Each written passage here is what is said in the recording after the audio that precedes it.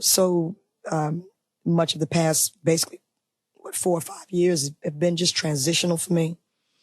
Confrontational, transitional, rehabilitational.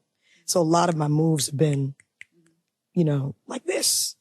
Whereas, I'd love to be able to see Africa with the proper time, the proper production, just the proper situation so that when I'm there, representationally, what people get to see is what they should see. I'm Krystal Roberts. I'm Matt Linder. This is Flickers.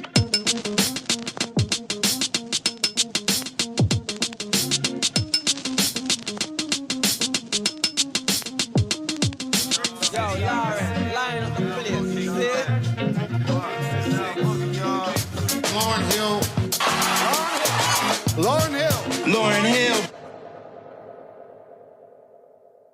Unreleased. What you haven't heard. Hi, everyone. This episode will be different as you'll hear from Krystal and I as we process our thoughts on this season and what we learned from the contributors to the podcast, because we learned so much. And then in part 2 of our conversation, we're also each going to share 3 bars from Lauryn's unreleased material that have impacted us personally. Our hope is that it will pique your interest in exploring her music post-miseducation and Unplugged. So let's get to it.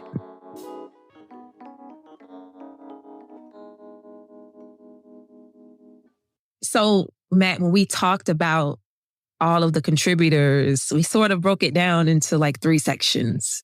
Like, what was the most surprising moment? Contributions that we personally appreciated a lot.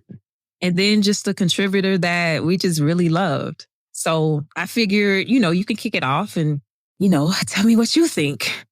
Yeah, so this might seem weird, but I think the surprising thing for me was with Kone and Raven in the first episode.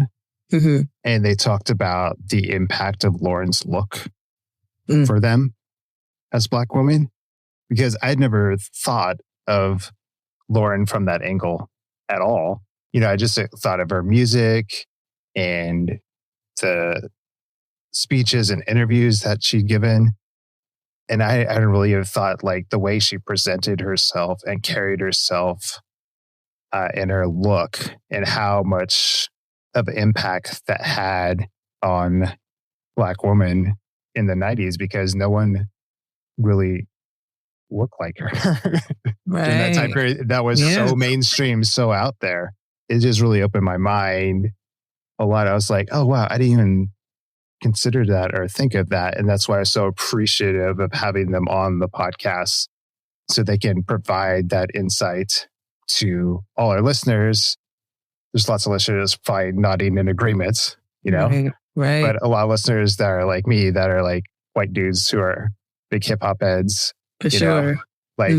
That's probably as surprising to them as it was to me. And it just how amazing that even in that sense of the way she was presenting herself to the world was also revolutionary. No, that's good. So for me, it was Femi in episode 5. And I think it's because I spent so much time with Unplugged. When he went song by song, it sort of broke down how the entire Unplugged album was basically the biblical narrative. Yeah. I wrote about this album, so I understood all of the biblical language and themes, but I hadn't necessarily saw the connective thread, that story of man, that story of Lauryn, that story of humanity.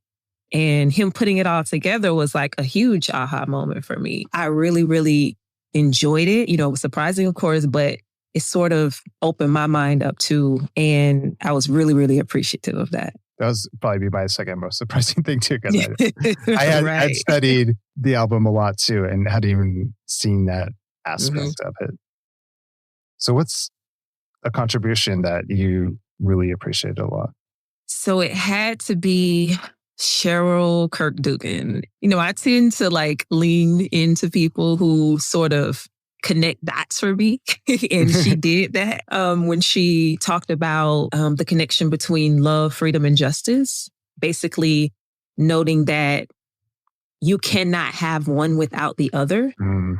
Right. And it's sort of this, triangulation, so to speak, of those three things. And I had never thought of that, of course. But as she explained it through the context of what she had picked up in analyzing Lauryn's music, it was totally clear. And then I just thought about it in a real life setting. Like, have you ever seen a person that does not have freedom have overwhelming love?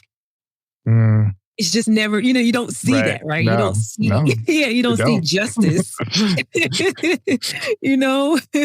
with a bunch of hate. It just doesn't work that way. I saw those three as one, and I was like, this is the most fascinating thing I've ever heard. Right? Like, I need to write on this. It was, man, I appreciated that a ton. Yeah, that was, so cool. I think it was like the thing that we like gravitated towards as we were putting this episode together was the way that she just framed as interrelated things in Lauryn's music.